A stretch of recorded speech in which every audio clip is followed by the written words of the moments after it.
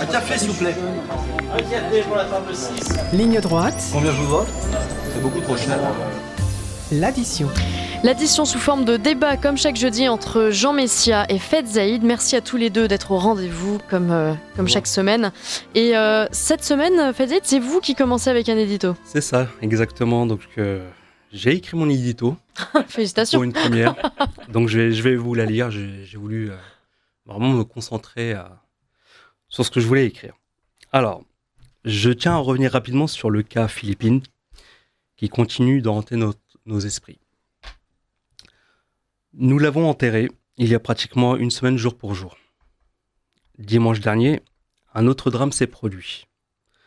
Un jeune de 17 ans, Kylian, a été poignardé à la gorge à la sortie d'une boîte de nuit. Philippines, Kylian et tant d'autres, combien encore de nos enfants faudra-t-il sacrifier avant que la justice et le gouvernement n'agissent avec la fermeté nécessaire? Philippines avait 19 ans, Kylian en avait 17. Ils avaient la vie devant eux. Pourtant, ce sont leurs parents qui se sont retrouvés à marcher derrière leur cercueil. Ce sont leurs parents qui portent le poids de cette douleur. Et c'est contre nature. C'est insupportable. Face à ces drames récurrents, le silence et l'inaction des institutions est inacceptable. Combien de vies devront encore être volées avant qu'on prenne enfin les mesures nécessaires pour protéger nos jeunes? Il est temps que le gouvernement et la justice réagissent avec une réelle fermeté pour que plus jamais des parents ne se retrouvent à enterrer leurs enfants. Concernant le gouvernement Barnier, il est évident que les tensions internes existent. Ce sont ce genre de situations qui pourrait donner l'impression d'un conflit au sein de l'exécutif. Mais il est important de ne pas se précipiter dans les jugements. Gouverner un pays dans un contexte aussi complexe que celui que nous connaissons aujourd'hui, entre la crise économique, les tensions sociales et les menaces sécuritaires, exige du temps, de la réflexion et une mise en œuvre minutieuse des mesures. Certains ont pointé du doigt quelques mesures que Michel Barnier aurait proposées, en avançant qu'il manque de précision ou de fermeté. Pour moi, c'est un signe d'une démarche réfléchie. Pour moi, vaut mieux prendre le temps de construire une politique solide, fondée sur des solutions durables, plutôt que de céder à la pression médiatique ou à la tentation de la surenchère. Nous vivons une période où les annonces politiques se succèdent à un rythme effréné, mais prenons un moment pour nous demander: est-ce vraiment ce dont on a besoin ici en France? Michel Barnier, en refusant de céder à l'empressement, montre qu'il est dans une logique de construction plutôt que dans la réaction. Et c'est ça, gouverner avec responsabilité. Merci beaucoup, Faites Zaïd, pour cet édito. Jean Messia, je vous propose peut-être de réagir à ce que vient de dire Faites Zaïd sur la responsabilité aussi de l'État et puis cette hauteur de vue aussi de notre part à tous, mais de la part de l'État en particulier, responsable d'une certaine manière quand même de la mort de ces jeunes. Qu'est-ce que vous répondez, Jean Messia? Je réponds que dans les deux thématiques que Fed a évoquées, il y a la nécessaire exactitude du diagnostic que l'on pose sur ce qui arrive. On en a parlé la semaine dernière. Le cas de Philippines est en l'occurrence assez emblématique d'une forme de cécité militante pratiquée par une partie de la classe politique. Nous avons eu par exemple un certain nombre de féministes, Alice Coffin, Sandrine Rousseau et j'en passe, qui nous expliquent que le viol et le meurtre de Philippines, c'est une question de masculinité toxique. Et que ça a tout à voir avec le sexisme et presque rien à voir ni avec certaines immigrations, ni avec l'insécurité. Bon. J'ai envie de poser la question à Madame Rousseau et à Madame Coffin. Croyez-vous que si Philippines avait été voilée, elle aurait connu le même sort? Est-ce que quelqu'un a les statistiques du nombre de femmes voilées qui sont violées et tuées en France chaque année? Je ne crois pas qu'il y en ait, justement. Ouais. Donc, je pense que derrière, si vous voulez, le meurtre et le viol de Philippines, qui n'est pas un cas unique. Il faut identifier un véritable phénomène de prédation de la part d'un certain nombre d'immigrations qui sont dans une entreprise de conquête, et comme dans toute conquête, les femmes sont un trophée. Et j'avais débattu sur TPMP avec Marlène Schiappa, et je lui avais dit que j'aimerais bien qu'on ait un sondage de la part des femmes qui sont soit agressées, soit violentées, etc., sur l'espace public, qu'on puisse avoir le profil des agresseurs, que les femmes puissent nous dire par quel type de profil elles sont agressées physiquement ou verbalement ou sexuellement sur la voie publique. Et si on ne trouve pas qu'une grande majorité de ces agressions sont le fait d'individus issus de certaines immigrations, j'étais prêt à revenir sur le plateau pour m'en excuser. Ouais. Donc il y a dans l'invasion migratoire 500 000 personnes par an, il y a en filigrane, si vous voulez, dans le sillage de ce flot, un certain nombre d'immigrations qui sont là dans un esprit revanchard, dans un esprit de vengeance, dans un esprit de presque post-colonialiste, ou une espèce de colonisation à l'envers, dans lesquelles les femmes sont un tribut, sont un trophée qu'il faut effectivement nous protéger. Ça, c'est la première chose. La deuxième chose sur le diagnostic par rapport au gouvernement, vous savez, moi je ne crois pas qu'il y ait beaucoup de Français qui s'intéressent à ce qui se passe au niveau gouvernemental aujourd'hui. Je suis à peu près certain que la plupart des Français n'ont pas suivi le discours de politique générale de Michel Barnier pour une raison simple, c'est que les Français en ont ras-le-bol des mots. Les promesses ont été vues et entendues des dizaines et des dizaines de fois. Parfois avec des mots qui surpassent même la pensée des Français. Je crois qu'aujourd'hui, tant qu'on ne verra pas des actes et des résultats sur le terrain, il y a une vraie défiance des Français vis-à-vis de la politique. Et je pense que le gouvernement Barnier, je pense qu'il y a une sorte de baroud d'honneur, finalement, du macronisme qui essaye, dans une dernière geste, de sauver ce qui peut l'être et de dire aux Français qu'il les a entendus, alors que ça fait plus de 7 années maintenant qu'il y a une surdité au niveau du pouvoir par rapport aux souhaits des Français, notamment en matière migratoire, sécuritaire et économique. Et moi, comme tous les Français, j'attends de voir. Mais tant qu'on n'a pas posé le bon diagnostic, évidemment, on ne peut pas s'en sortir. Et dernier point, sur une des premières mesures qui a fait beaucoup parler, c'est-à-dire la hausse des impôts, c'est une catastrophe. C'est une catastrophe de hausser les impôts pour 2 raisons. Même si ce sont des hausses ciblées sur les grandes entreprises ou sur les ménages les plus aisés. Pourquoi ? Parce que d'abord, la France est un des pays, sinon le pays le plus taxé au monde, le plus imposé au monde, avec le taux de prélèvement obligatoire le plus élevé au monde, aux alentours de 50%, 48% très exactement. Et surtout, nous avons quand même une croissance économique qui est atone. Donc, si vous matraquez en plein cycle de croissance déclinante une fiscalité qui est encore plus élevée, vous risquez de casser le peu de croissance que nous avons, sans parler de ceux qui votent avec leurs pieds, parce que quand vous êtes imposé à des taux usuriers en France, vous n'avez aucune raison de ne pas vous en aller à l'étranger, comme l'ont fait déjà plusieurs sièges sociaux d'entreprise et plusieurs Français pour fortunés. Faites Zaïd, peut-être, je vais vous laisser réagir évidemment à ce qu'a dit Jean Messia. On reviendra évidemment à ce que vous avez évoqué dans votre édito. On parlera notamment de l'immigration, il y a eu plusieurs sondages à ce sujet. Sur le discours de politique générale de Michel Barnier, vous, est-ce que vous en avez tiré quelque chose de positif ? On a entendu beaucoup de tiédeur, beaucoup d'insatisfaction autour de ce discours. Qu'est-ce que vous en avez pensé ? Moi, je pars dans le principe qu'un gouvernement, c'est ce que j'ai dit tout à l'heure dans l'édito, doit prendre son temps. Michel Barnier vient d'arriver et on est en train de le matraquer en 1 semaine ou 2, on le matraque. Poser un gouvernement, poser une structure solide prend du temps. D'ailleurs, vous venez de le dire, ça fait des décennies qu'on est dans cette situation-là. Michel Barnier vient d'arriver, il y a eu forcément des couacs, ok, maintenant ça se corrige. Laissons le temps au temps, laissons-lui du temps de structurer son gouvernement et on jugera après. C'est ce que j'ai dit tout à l'heure. On est dans une conjoncture où, pour parler vulgaire, tout part en cacahuète. tout part en cacahuète. Donc aujourd'hui, voilà, il faut réfléchir, il faut avoir un gouvernement solide, il faut avoir un gouvernement clair. Et pour avoir un gouvernement solide et clair, il faut avoir du temps. Mais le discours de Michel Barnier vous a paru solide?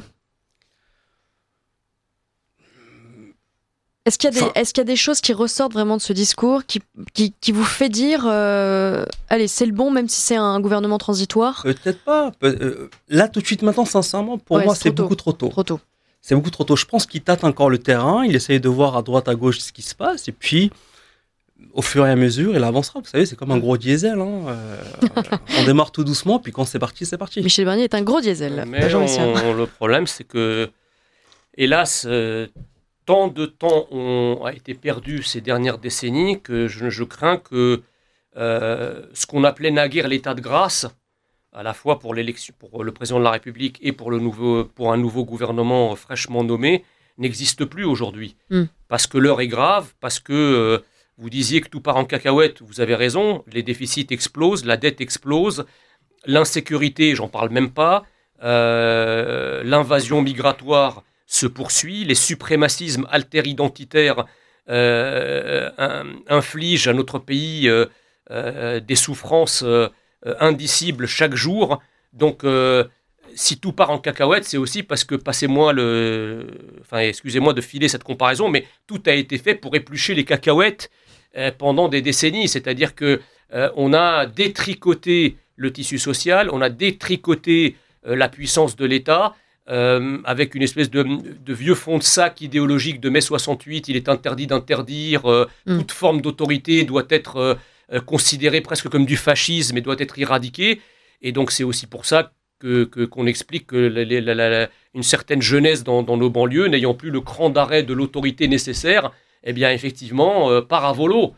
Voilà, donc il faut reprendre tout ça, mais c'est pas simplement, je dirais, un effort gouvernemental, c'est un changement complet de logiciel, à la fois idéologique, philosophique et structurel qui est nécessaire. Parce que je crains que le simple discours sur un système qui reste peu ou prou le même, ça soit assimilable à une espèce de cautère sur une jambe de bois, si vous voulez. Ouais, Marie Falicon.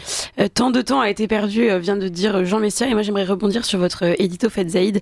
Vous avez plaidé pour une justice plus ferme, mais derrière, une fois au pouvoir, ça suit pas, c'est ce qu'on vient de dire. J'aimerais rappeler quand même que Édouard Philippe a été Premier ministre à la tête du gouvernement de 2017 à 2020, et c'est justement sous le gouvernement Édouard Philippe que le meurtrier présumé de Philippines est entré clandestinement sur le territoire français en 2019 par l'Espagne, et c'est aussi à ce moment-là donc qu'il a été condamné pour un premier viol, donc une première victime, sous ce gouvernement Édouard Philippe. Concrètement, une fois au pouvoir, on comprend bien que ça ne suit pas. Là, vous soutenez un candidat, d'une certaine manière, qui a permis l'horreur. Alors, Édouard Philippe n'a rien permis du tout. Je tiens à le préciser. Maintenant, Édouard Philippe est arrivé au pouvoir en 2019. Vous pouvez me rappeler ce qui s'est passé entre 2018 et 2021 en France? Vous me le direz. Il y a eu le Covid. 2020-2021, oui. Mais il n'était plus au pouvoir. C'était 2017-2020. Les Gilets jaunes, il était encore au pouvoir. Les Gilets jaunes. Et il est parti en juillet 2020. La cathédrale. Ouais. En fait, vous êtes en train de juger Édouard Philippe sur un fait. Vous savez, être Premier ministre, je pense qu'on n'a pas conscience du travail qu'il y a. Il arrive Premier ministre déjà avec des dossiers en cours. Donc, à un moment donné, c'est ce que je disais encore tout à l'heure, il faut laisser le temps au temps. Édouard Philippe est venu, il a fait énormément de choses de positifs, ça on ne le relève pas, c'est dommage. On relève un cas. Il a fait quoi de positif? Il a fait quoi de positif sur la sécurité, là, maintenant tout de suite, je ne peux pas vous dire exactement. Il faudrait relire le bilan d'Édouard Philippe. Je le relirai, je vous l'enverrai si vous voulez. On en parlera la semaine prochaine. Avec plaisir. Bah oui. Avec plaisir. Ah, mais avec grand plaisir aussi. Je serais parti alors, si ça a été une réussite. Bah, honnêtement, ça, faudrait lui dire à lui. Moi, j'ai pas tout le dossier d'Édouard Philippe. Après, il est parti parce qu'il a jugé justement. Vous êtes quelqu'un de suffisamment lucide pour voir quand même que depuis maintenant presque une quarantaine d'années, l'orchestre change d'une certaine façon, mais la musique jouée est toujours la même. C'est-à-dire qu'en fait, est-ce que quelqu'un peut me dire quelle est la différence, par exemple, entre la politique d'Édouard Philippe et celle d'Alain Juppé. Mais est-ce que vous connaissez, Ou même celle de François Hollande. aujourd'hui, Est-ce que vous, non mais sérieusement, est-ce que vous, on n'a pas 80 ans, hein, donc on va parler juste des 15 dernières années, puisque je suppose que c'est les 15 dernières années qui nous sont en commun sur lesquelles on peut parler. Sur les 15 dernières années, est-ce que vous pensez vraiment qu'un changement d'homme ou un changement de pouvoir a vraiment entraîné un changement de politique et a vraiment permis d'obtenir des résultats? Moi, je crois que non. C'est bien ça le problème. Et c'est aussi pour ça que les Français n'ont plus confiance en la politique, pas plus dans le gouvernement Barnier que dans le gouvernement d'Édouard Philippe, que dans le gouvernement de François Hollande, pourquoi? etc. Parce que les oppositions... Parce qu'ils ont été trop roulés dans la farine. Non, c'est pas ça. Il faut savoir, les oppositions aussi jouent un jeu crucial là-dessus. C'est-à-dire que quand on fait des propositions et que tu as l'opposition qui est toujours contre, même s'ils sont d'accord au fond, mais ils voteront contre parce que par principe nous sommes opposés et on n'y arrivera pas. C'est pas vrai. Par exemple, là, je vais pas prendre cet exemple, mais vous voyez par exemple que le RN, il a pas voté la destitution de Macron, par exemple. Ouais, alors le RN, là maintenant, on en pense qu'on veut, hein, mais le RN, je ne sais pas si c'est le bon exemple. Le mais RN, si, parce que entre ce qu'il attendez, dit, il y a quand même beaucoup de députés, hein. C'est quand même la première force parlementaire de l'Assemblée nationale. Ça, je respecte, mais entre ce que le RN dit et ce qu'il vote, il y a eu sur cet exemple précis. Vous dites qu'en fait c'est la faute des oppositions parce que c'est des oppositions systématiques qui visent en fait à saper en permanence toutes les décisions, y compris celles avec lesquelles les oppositions pourraient être d'accord. Typiquement, quoi de plus emblématique que la destitution d'un président qui en plus a été avalisé par le bureau de l'Assemblée et qui a été soumise au vote. Vous voyez bien que le plus gros groupe de l'Assemblée nationale, à savoir le groupe RN, ne l'a pas voté, alors qu'on ne peut pas dire que le RN soit macroniste. Non. Ben voilà. Alors, on va revenir sur le sujet de l'immigration, sauf si Marie Félicon, donc pas grand-chose à ajouter. Il y a eu un sondage de je ne sais plus quel institut, on regardera. 60% des Français estiment que l'immigration n'est pas une chance pour la France. Dans ces 60%, 75% des électeurs de gauche pensent l'inverse. C'est pas dans les 60% du coup, mais qu'est-ce que ça veut dire, Fadzaïd? Ce ras-le-bol des Français de 60%. Pour moi, ça ne veut rien dire. Je pense qu'on généralise encore une fois.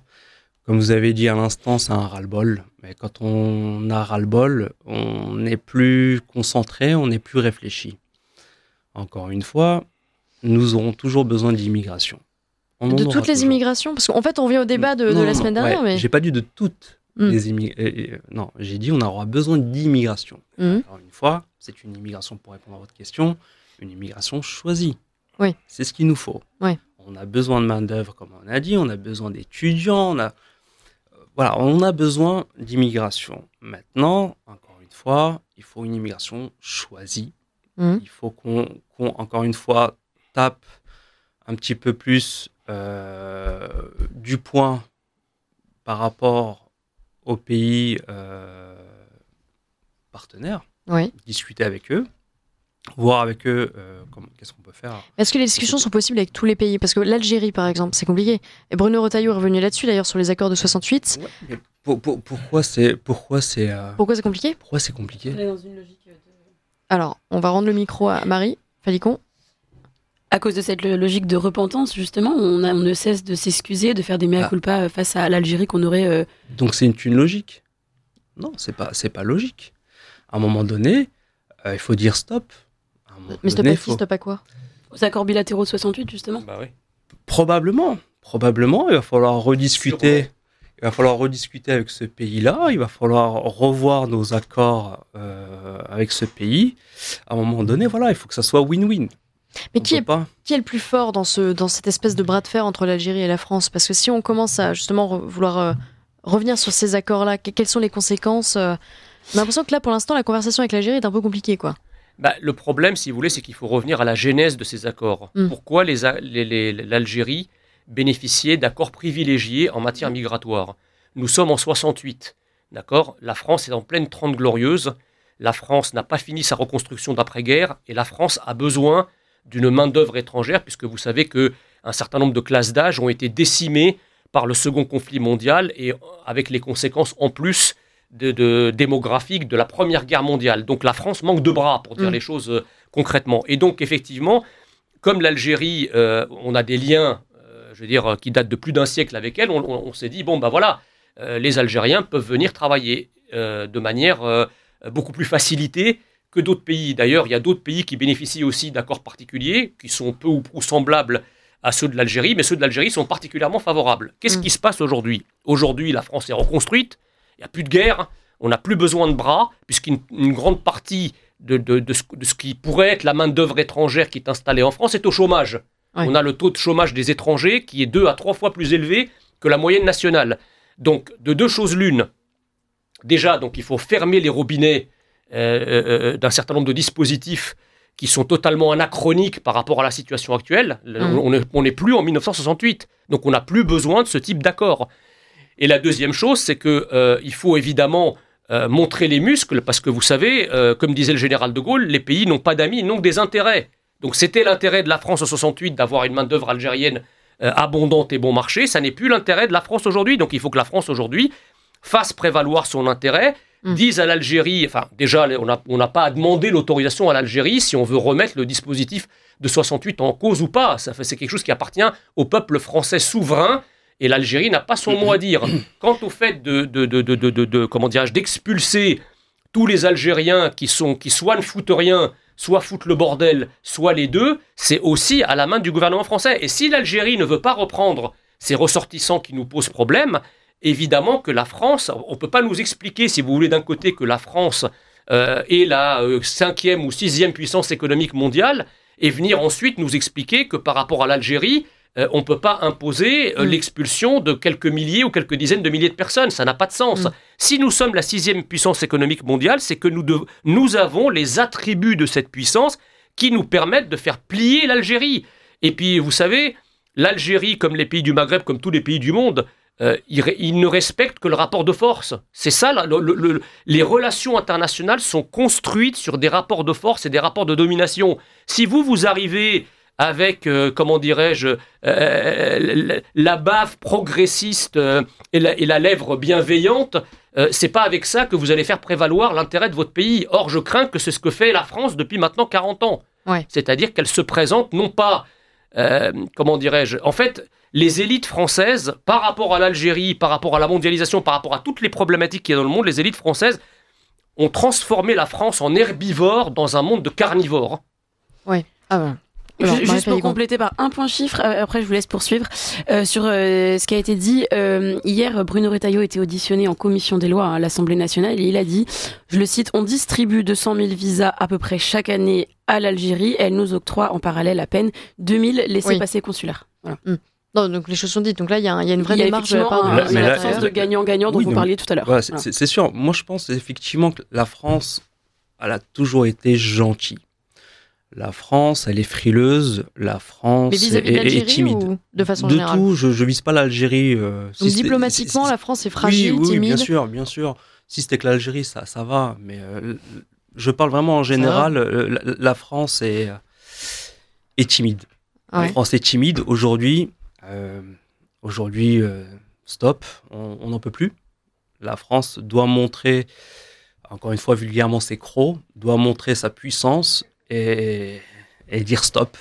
Voilà. Mais vous savez, par rapport à l'Algérie précisément, Sarah Knafo, qui est députée européenne donc de Reconquête, parti que je représente ce matin, pour avoir dit la vérité, c'est-à-dire que l'Algérie a perçu 800 millions 841 d'aide publique au développement sur les 5 dernières années, l'État algérien porte plainte contre Sarah Knafo. C'est dire que même l'État algérien ne croit pas que malgré ce qu'il nous fait subir, la France continue à l'aider. Ouais. Le même État algérien qui prétend qu'en raison de son gaz et de son pétrole, c'est l'une des plus grandes puissances mondiales. Donc ils ont un discours, si vous voulez, fait de moulinets et de mouvements de menton et de grandiloquence nationaliste, mais ils acceptent quand même que la France leur fasse l'aumône de plus de 800 millions d'euros sur les 5 dernières années. Donc, Rien que ça, si vous voulez, pourquoi paie-t-on un pays? Pourquoi donne-t-on de l'argent? Ce sont les Français qui payent. Les 800 millions d'euros, ils ne sortent pas de la poche de Macron, ils ne sortent pas de la poche du gouvernement, ils sortent de la poche des Français. Donc les Français payent à l'Algérie chaque année aux alentours de 150 millions d'euros. Pourquoi? L'Algérie est un pays richissime, qui a du gaz, qui a du pétrole, qui a des matières premières, que le système politique algérien entraîne une dilapidation et une déperdition de sa richesse, c'est pas notre problème. C'est pas à nous de renflouer la gabegie des Algériens. C'est ce que je disais la dernière fois. Hein. On a des moyens de pression, non pas que envers l'Algérie, hein, mais on paye, on donne des enveloppes à plusieurs pays. Et c'est ce que je disais, on a des moyens de pression. Ouais. Comme on disait, fermer les robinets. Et voilà, donc je pense qu'aujourd'hui, on en est là. Encore une fois, il faut un changement massif. Il faut que notre système change radical et voilà, et redresser notre pays. Ceux qui ont l'ambition de changer ça et de remettre, voilà, rabattre les cartes, etc., de reprendre la domination sur ces relations diplomatiques justement avec l'Algérie, aujourd'hui c'est la droite dure, l'extrême droite, on peut voilà. Aujourd'hui c'est Bruno Retailleau qui tient ce discours. Est-ce que vous êtes d'accord avec le fait que c'est aussi une question ça fait des années que les gouvernements successifs dont vous soutenez un petit peu l'idée quand même majeure, le bloc central, etc., sont responsables quand même de cette faiblesse de la France? Pas que l'extrême droite. Le bloc central, il a la même politique là-dessus. Édouard Philippe l'a clairement dit aussi. Il faut un changement massif. Ça va plaire à certains, ça va déplaire à d'autres, mais c'est le jeu. Mais ils le disent tous, mais ils font rien. Ouais, c'est ça. Écoutez, après, revoyez. Je dis pas que la droite d'aujourd'hui va peut-être faire quelque chose, hein, et encore, parce que là, en plus, Michel Barnier, enfin, je veux dire, c'est pas non plus. Mais en tout cas, ce qu'on voit, c'est qu'une fois au pouvoir, les centristes et la gauche aggravent le problème. C'est-à-dire que l'immigration sous Emmanuel Macron a explosé d'une manière qui n'est même pas comparable avec le mandat de Nicolas Sarkozy, par exemple. Très bien. Après, il faut voir aujourd'hui ce qu'Édouard Philippe propose. Édouard Philippe, comme vous l'avez dit tout à l'heure, il a été Premier ministre, il a vu, il a entendu, il a l'expérience pour. Aujourd'hui, il revient, il a annoncé effectivement sa candidature. C'est un homme de terrain, c'est un homme qui a de la bouteille, qui connaît les dossiers, et je pense qu'aujourd'hui, oui. Pour vous, c'est l'homme de la situation. Excusez-moi, mais c'est inaudible, quoi. C'est inaudible parce que comment faire confiance, si vous voulez, à une élite politique dirigeante qui est totalement ou partiellement responsable du capharnaüm économique, identitaire et social dans lequel nous sommes aujourd'hui. Et tous ceux qui ont occupé le pouvoir en France depuis une quarantaine d'années et qui étaient en mesure de régler tout ou partie du problème et qui ne l'ont pas réglé devraient être disqualifiés. Genre dans n'importe quelle entreprise et fait des chefs d'entreprise. Qu'est-ce que tu dirais si tu avais, toi, un commercial chez toi, d'accord, à qui tu donnerais une feuille de route pour atteindre des objectifs? Qu'est-ce que tu dirais qu'il n'en atteigne aucun? Est-ce que tu le renouvellerais à sa place? Est-ce que tu dirais non, il n'a pas atteint ses objectifs, mais comme c'est quelqu'un qui a quand même eu l'expérience, je vais le proroger? Certainement pas. Alors tu me diras, je termine. Ouais. Nous ne sommes pas dans la sphère marchande, et évidemment, le Michel Barnier, c'est pas un commercial chez Carglass. J'ai compris. Mais il n'empêche que la logique est la même. C'est-à-dire qu'à partir du moment où des gens ont été aux commandes, ils ont eu les instruments du pouvoir entre les mains. Ils étaient en capacité d'agir. Hein. Ils étaient en capacité d'obtenir des résultats. Je ne parle pas simplement d'Édouard Philippe. Regarde Sarkozy. Nicolas Sarkozy, quand il fait une campagne très nationaliste, très identitaire, quand il arrive au pouvoir en 2007, Sarkozy, il a tous les pouvoirs. Il a non seulement la présidence de la République, le gouvernement, la majorité à l'Assemblée nationale et une majorité de départements et de régions. Donc il a aussi les pouvoirs exécutifs locaux. Qu'est-ce qu'il a fait?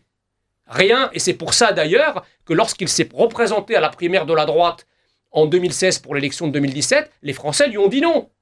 Parce que les Français réagissent comme des gens à qui ils confient un instant le pouvoir, à qui ils font confiance, mais si la confiance est démentie, si la confiance est foulée aux pieds, eh bien les Français décident de jeter ceux qui les ont trahis. Voilà. Faites-y vraiment en 30 secondes parce que là on n'a plus le temps. En 20 secondes. Oh bah non, bah en 10 secondes. Non, mais parce que je réfléchis. Déjà, il faut être leadership, il faut pas être patron si vous voulez repartir sur chef d'entreprise. Il faut aider la personne à monter. Mais juste, je reviens sur Édouard Philippe. Il est resté combien de temps ministre? 2 ans. 2 ans, ouais. Voilà. Et il est parti de lui-même. De ministre, il est repassé maire de la ville du Havre. Bah, parce que Ouais, c'était 3, un sauve ouais. qui peut à l'époque. Non, Bon, non, c'est parce qu'il est responsable, Mais non. tout simplement. On en reparlera la semaine prochaine. On fera le CV d'Edouard Philippe. Merci à tous les deux d'avoir Merci. débattu cette antenne Merci bien, ce c'est matin. gentil.